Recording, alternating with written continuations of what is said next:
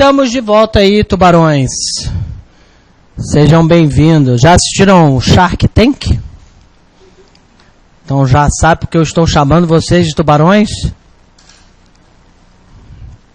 Legal. É a galera que tem o poder, o capital intelectual, além do financeiro. Mas é a galera que tem um capital intelectual para dizer assim, da onde você tirou esse número? Como é que você chegou nessa valorização dessa empresa? Baita programa de administração. É esse o sócio que passa no History, que ele fala lá do tripé, pessoas, produtos e processos, que mata muitas questões de administração.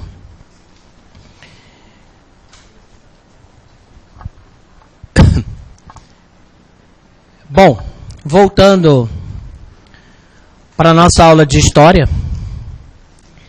fazendo uma breve revisão, que nós já falamos de dois momentos importantes aí, em termos de reformas administrativas. Lembrando que há vários tipos de reformas. Existe reforma política, reforma tributária, reforma e existe a reforma administrativa, que é essa capacidade do gestor, ou seja, do gestor público, aplicar suas ideias. Bom, os militares jogaram a toalha um certo momento, depois também de permanecerem no poder, porque eles não conseguiram tirar o país da crise econômica, crise fiscal e econômica. Essa crise nos acompanha ao longo de toda a história, né? Também não conseguiram. E também foram perdendo força, apoio da sociedade. Mas antes deles tomarem um golpe inverso, né? Eles começaram a planejar a sua saída. E eles foram colocando presidentes cada vez mais civis e menos militares, até fazer a transição completa com o Figueiredo, que aí seria o primeiro presidente civil, mas ainda levando uma bagagem militar para culminar aí nas primeiras eleições ali que nós teríamos depois desse período. Essa eleição foi indireta. Nós tínhamos de um lado Tancredo Neves, que não é por coincidência que o sobrenome do Aécio está ali, é pela família mesmo, que já era um homem da política. E do outro lado, o excelentíssimo senhor Paulo Maluf. Essa votação ela é indireta, foi no Congresso, e o Tancredo se elegeu indiretamente, mas era o apoio da população. A população queria o Tancredo Neves. Só que ele morreu antes de assumir. Morreu de morte morrida. Se tiver um filme do Tancredo, aquela moça lá do cinema vai perguntar: ah, não acredito que ele morreu também. Se fosse a história do Brasil, ela ia ficar indignada, né? Falando em filme, tem um filme que é muito legal, que é... Se eu errar o nome do filme, vocês vão achar mesmo pesquisando errado. É Histórias de Amor e Ódio. É um filme onde... na verdade, ele é um desenho. É um desenho brasileiro, é um desenho brasileiro. É um longa-metragem, desenho brasileiro, que ganhou prêmios em vários lugares do mundo nessa categoria de desenho, que é dublado pelo Selton Mello e pela Camila Pitanga, e dos principais assim. Selton Mello, aliás, que foi no Danilo Gentili esses dias, e eu descobri que ele fazia a voz do Daniel San. Senhor Miyagi, eu falei, não, quando eu vi o cara fazendo, eu falei, não acredito que eu nunca percebi que era o Selton Mello fazendo isso aí. O cara era dublador, né, antes de ser ator, assim. Bem legal essa entrevista dele no Danilo Gentili também. Bom, o que é esse filme aí? A história de amor e ódio. O que tem a ver, né? Professor, você foi para cinema. Oi? Amor e Fúria. Viu? Eu falei, se pesquisar errado, vai achar. É bem legal. Eu não sei se tem Netflix, como diz uma amiga minha. Não sei se tem no Netflix, mas no YouTube tem. É uma história do Brasil contada de uma forma bem interessante, do Brasil colônia, até um futuro aí, em 2000 e fumaça, 2100 e bolinha. É um índio que ele, no meio da guerra ali com os franceses e portugueses, na hora que ele vai ser assassinado, ele vira um pássaro e começa a voar, ele não morre. É uma lenda para índios, né? De indígena. E ele, nesse voo que ele vai voando, ele vai passando o tempo e reencarna e encontra a Índia, a mulher da vida dele de novo, mas fazendo outra coisa e tal. E vai passando assim, vai chegar no Maranhão do Cangaço, Brasil colônia, vai para o Maranhão do Cangaço, vai para as favelas do Rio de Janeiro na década de 80, que começa a surgir ali o tráfico de drogas e tal, e depois vai lá para o futuro. Não, e ainda passa pela ditadura militar. É bem legal esse desenho aí. Em 5 minutos você esquece que é um desenho, de tão bem feito que ele é. Onde eu estava, tubarões? Que eu me perdi completamente na minha aula, né? Voltando então, né? O Tancredão morreu. Para desgosto da nossa amiga no cinema, ele morreu. Aí o que acontece? Assumiu o senhor José Sarney, vice-presidente do senhor Tancredo Neves. Eu sempre deixo aberto essa desculpa. O senhor Tancredo Neves assumiu ele. E ele tentou, apesar dele ser de uma família oligarca, totalmente das elites, totalmente voltada ao patrimonialismo, coronelismo, ele tentou, criou vários pacotes para conter a situação fiscal. O que é uma crise fiscal? Crise fiscal é você gasta mais do que arrecada. Então falta dinheiro. Falta dinheiro, a inflação. As coisas sobem de preço. Essa matemática, do ponto de vista econômico, ela é bem complicadinha, mas não é tema da prova, né? Mas, enfim, crise fiscal é isso. Você não consegue arrecadar o suficiente para pagar as contas. Então, ou você ataca a despesa, que seria diminuir a máquina pública, um dos primeiros pontos, ou você aumenta a arrecadação, aumenta os tributos, aumenta os impostos. Vejam que quando os preços sobem, os impostos acompanham os preços. Se você tributa 10%, 1% de R$10, é 1 centavo. Se isso aumenta para 20, já são 2 centavos.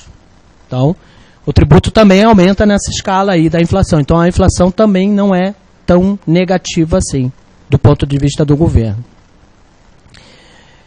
Por isso que eu disse que economicamente tem umas matemáticas meio doidas aí. Mas o que importa é que o Sarney tentou. E, gente, o professor que vos fala, eu falei no início da aula, eu sou de 72, não façam conta. Eu sou bem resolvido, eu gosto dessa década. Eu nasci no ano que o Emerson Fittipaldi foi campeão mundial. Daí, né? Mas eu vivi isso aí, criança, 1985, 86, eu vivi criança, e eu vi a minha mãe brigando no supermercado, porque o cara vinha remarcar o preço no carrinho. Eu não tinha a menor ideia do que era uma inflação, muito menos do que era uma hiperinflação. Uma hiperinflação, os preços mudavam todo dia e às vezes mudavam mais de uma vez no dia. E não tinha código de barras. Pi, passava lá. O precinho era no bagulho, era no queijo ali o preço. Botava o queijinho lá pra gente curtir a vida feliz, assistindo Netflix, década de 80, para eu jogar meu Atari em paz.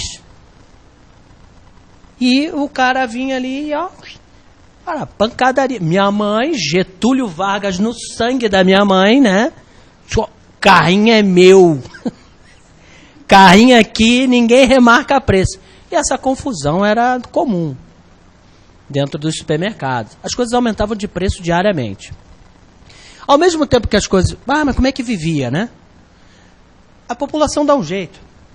Se você consegue sobreviver a uma hiperinflação, você consegue porque também o dinheiro valoriza ao longo do tempo. Ele perde valor, mas há ferramentas para que ele também valorize. Ou seja, todo mundo comprava pratinha, ouro para vender, comprava telefone, que valia muito dinheiro, comprava telefone, comprava dólar, comprava outro tipo de moeda e esperava o momento que ela subia, porque o mercado era muito oscilante e vendia. Então todo mundo trabalhava assim, então as pessoas iam vivendo com a tal da hiperinflação. E o Sarney joga um plano para cá, e é plano cruzado novo, plano cruzeiro não sei o que lá, plano ien, sei lá, tudo que era plano ele veio com os pacotes e nada deu certo. A coisa foi piorando. Para piorar ou para melhorar, surgiu aí a Constituição Federal de 88. Havia uma exigência da sociedade que o golpe militar não acontecesse mais. Dentre as características dos militares, surgiu as disfunções que foram a tortura, a censura, a agressividade dentro de um governo, que deixou as elites e a sociedade com medo. E aí surge, então,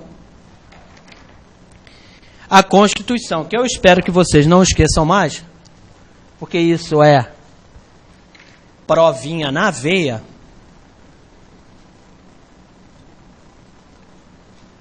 O que eu vou falar agora cai de um jeito ou de outro nas provas de concurso público. A Constituição Federal de 88, ela é um avanço político. Quer dizer o quê, gente? Para aprovar uma lei é uma novela. E vai para lá, e volta, e veta, e sanciona, e tem emenda. Para aprovar uma lei. Imagina uma Constituição e do tamanho da nossa. Legal? Então, assim, é um avanço político, porque você fazer essa articulação política é bem complicada. Então, para um país já rechaçado aí de problemas, conseguir juntar essa galerinha aí, os legisladores, para desenvolver uma Constituição nova, é um baita avanço político.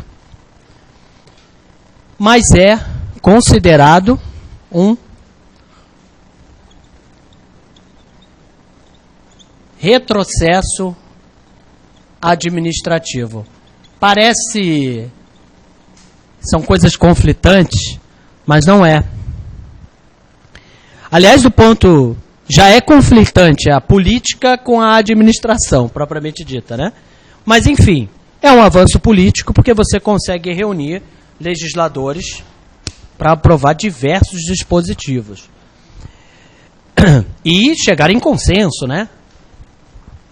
E é um retrocesso porque a Constituição, ela, para proteger o país de novos golpes e de novas situações dessas, ela vem exagerada de normas, muito detalhada. Você pega a Constituição inglesa, é um negócio assim.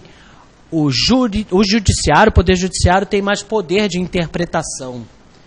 Aqui tem pouco poder de interpretação, está tudo muito bem detalhado, escrito, isso quando não é lei de eficácia contida, ou lei que tem que ainda criar uma nova lei para poder normatizar, que diz lá, vai ter que ter ainda uma lei complementar. Legal? Então, é um retrocesso administrativo, porque nós já estamos em 88. Bah, como diz a gauchada, mas bate... já que o Vargas era gaúcho, pô, isso é 1930 a burocracia. Legal, a burocracia faz parte do nosso dia a dia, né? A teoria ela é bem-vinda, mas já há novos paradigmas na administração. E a Constituição repleta de normas exageradamente detalhada é um retrocesso do ponto de vista gerencial, administrativo. Então guardem que isso vai para a prova, é um avanço político e um retrocesso administrativo à Constituição de 88. Legal? Bacana? Pessoal, eu prometi perguntar dúvidas até aqui?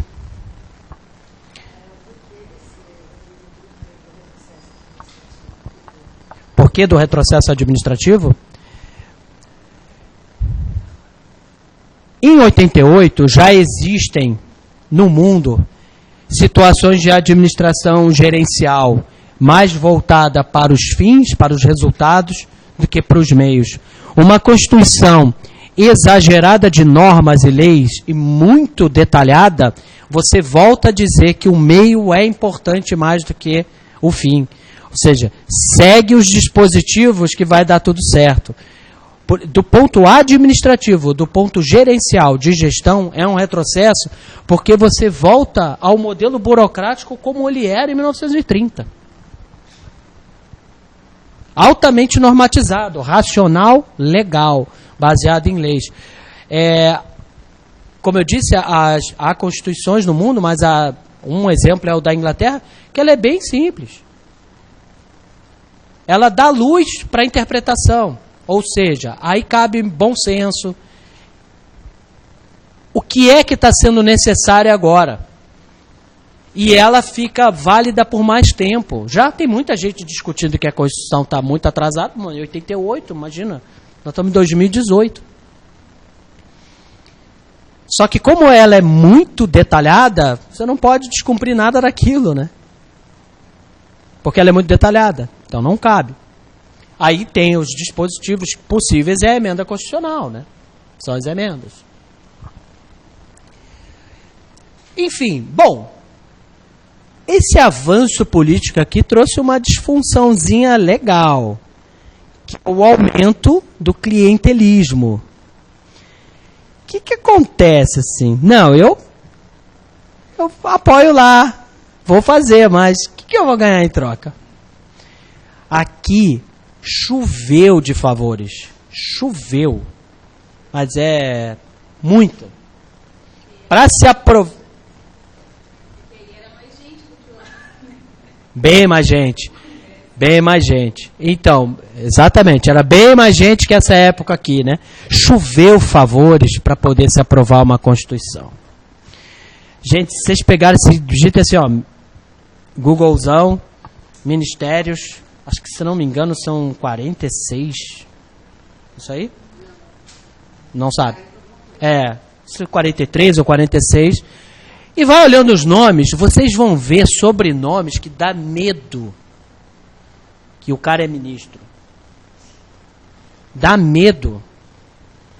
Você fala assim, cara, como é que pode isso?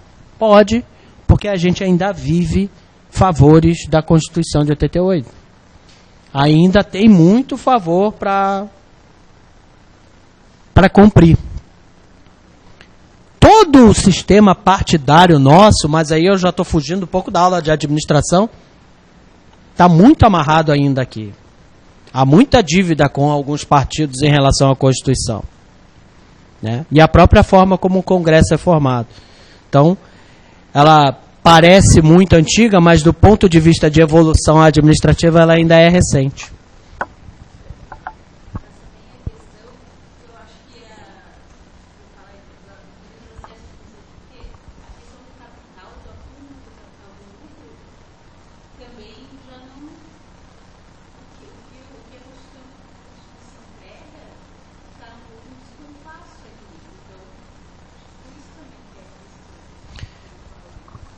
Você diz um descompasso do acúmulo de capital entre a oligarquia, entre a elite.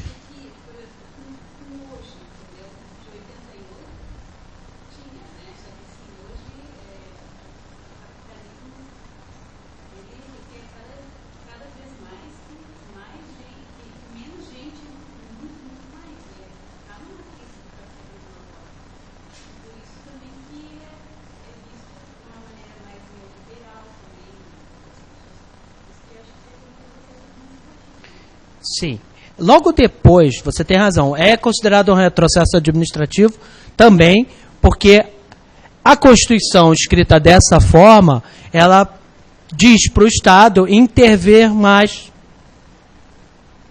no dia a dia do cidadão, na economia. Porque ela está excessivamente normatizada. O pessoal que está assistindo online não foi bem uma pergunta, foi uma afirmação que eu estou trazendo aqui, é verdade.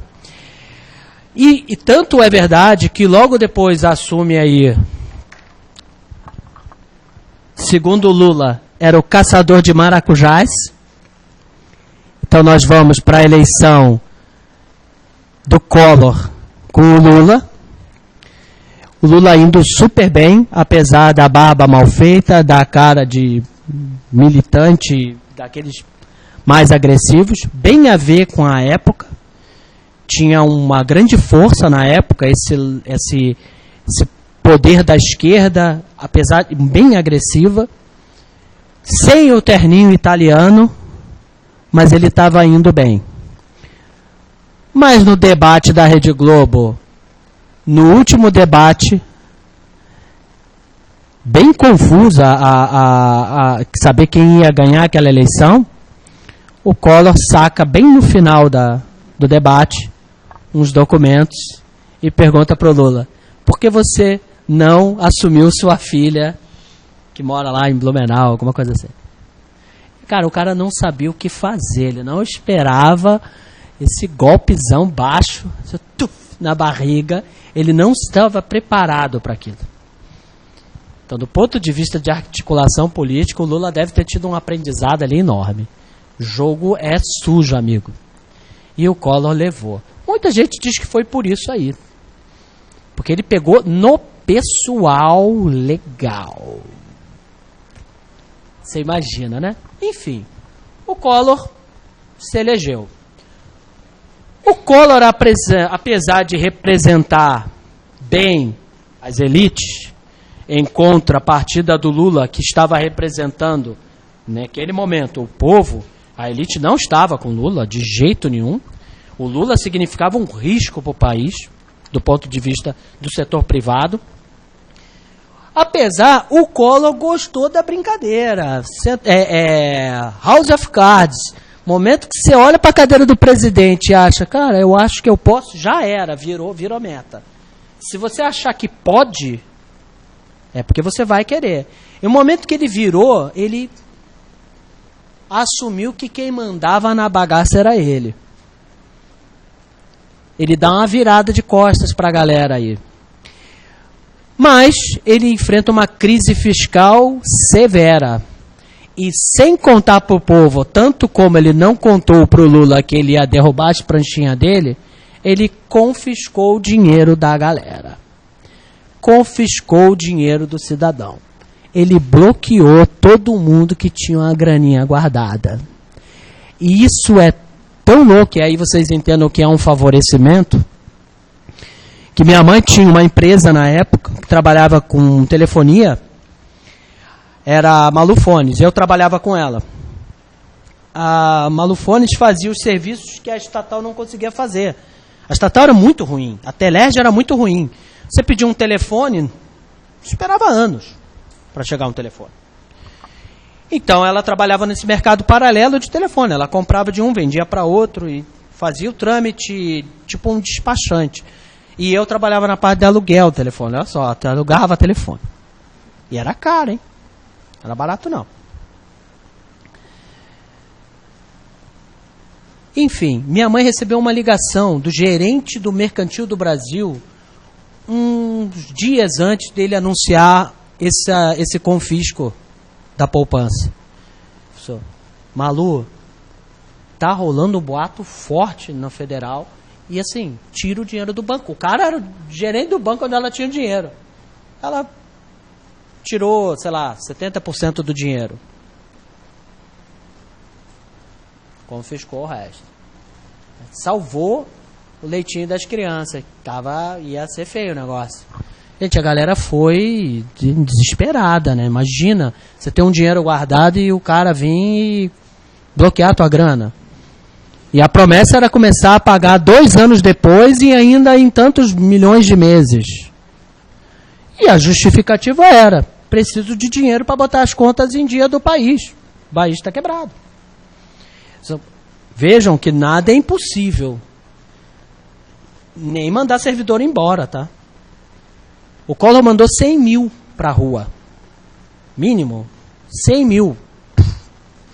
Ele se dizia caçador de marajás. Ele se dizia na campanha, ele ia combater a elite e combater os cargos comissionados, vamos dizer. Só que não tinha esse nome, com essa clareza como a gente tem hoje. Ele se dizia fazer isso. E ele foi no servidor público. Tuf! E daí ele economizou a grana. E estabeleceu o Estado neoliberal. Deixa o mercado se regular. Deixa o mercado atuar. E abriu as portas para o mercado externo, para a entrada de empresas multinacionais, para produção, para venda aqui, diminuiu as barreiras alfandegárias para a entrada de produto importado. Ele disse lá na televisão: nós temos carroças e não carros. E era o que ele pensava. Acontece que o Collorzão, que aparecia na Rede Globo fazendo o seu Cooper matinal, eu vi gente votar no Collor porque ele era novo e bonitão. Verdade, eu trabalhava numa empresa e... Não, a gente precisa de alguém novo e tal. Acontece que o Collor, ele fez o que o Juscelino não queria fazer de jeito nenhum, né? Que era ir contra grandes grupos. A sociedade. Porra, você confiscou o dinheiro da galera. Ele virou as costas para o setor privado. Era melhor ter posto o Lula, então. Você está fazendo tudo errado aí. Militar louco da vida. Mandou servidor embora. Olha, ele perdeu todo o apoio. Como é que tira esse cara que foi o primeiro eleito direto desse negócio aí, né? E tiraram ele.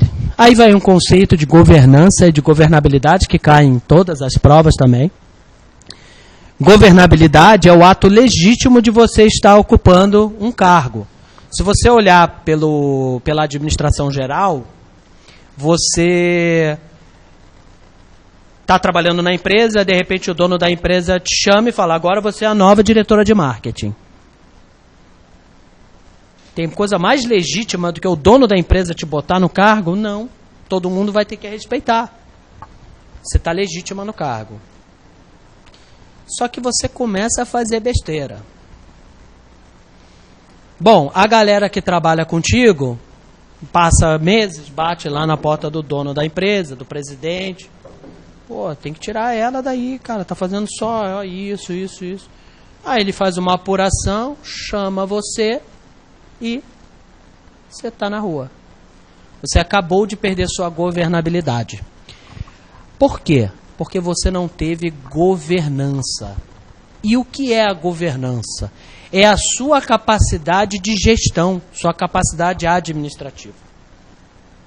Para as pessoas que já estão carecas ou com os cabelos bonitos de saber isso, nunca é demais falar o que é governabilidade e o que é governança. A governabilidade é o ato legítimo de estar em determinado cargo, legitimado, e a governança já é a sua capacidade administrativa. Vejam, a sua capacidade administrativa ser posta em xeque afeta a sua governabilidade. Foi o que aconteceu com o Collorzão e com a Dilma. Ele estava legítimo no poder, ele foi eleito pelo povo. Acontece que a capacidade administrativa dele foi posta em xeque por vários setores da sociedade.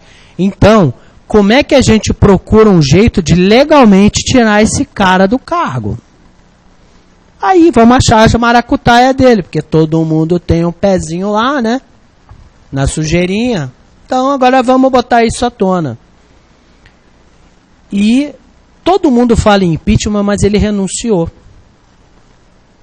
Não cai em prova de concurso, mas ele não foi impeachmentado porque ele renunciou antes. Bateram para ele, renuncia. Porque as penalidades do impeachment são mais severas do que a da renúncia. Ele renunciou, sabiamente ele renunciou.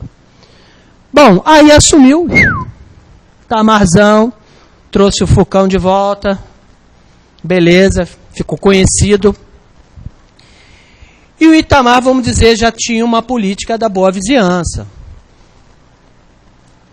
Ele começou a recontratar os servidores, dentro da medida do possível, dos servidores que tinham sido mandados embora pelo Collor. Ele começou... Não, é recontratar, partindo do motivo que era ilegal o que o Collor estava fazendo.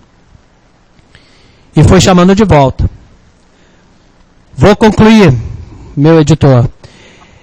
Mas o Itamar, ele teve uma passagem extremamente importante que vai culminar na terceira reforma administrativa mais importante do país, terceira e última, que foi colocar o Fernando Henrique Cardoso como um dos seus ministros. Aí a gente segue, depois de uma pausa da água, eu sigo nessa história.